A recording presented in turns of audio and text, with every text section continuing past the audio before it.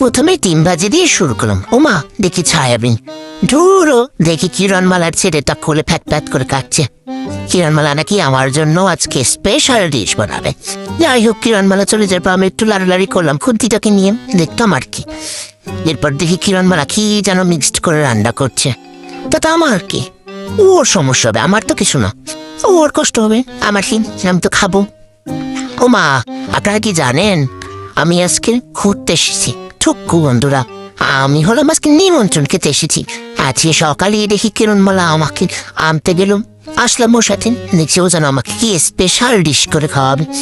যাই হোক, কি আর করবো, দেখলাম গুট গুট গুট গুট করে মাখছে তো মাখতেই আছে। এরপর দেখলাম একটা পাতার মধ্যে ফুস করে পুরটাকে ভরে দিল।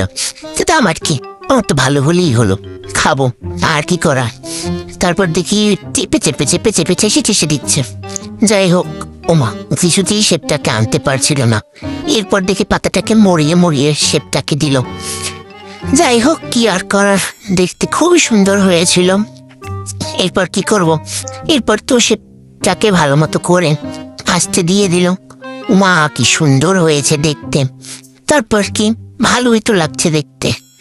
ধুরো, আমার কি, আমি তো শুধু ভালো মতো খাওয়া, আমাকেও দিলাম, আমি খেলাম।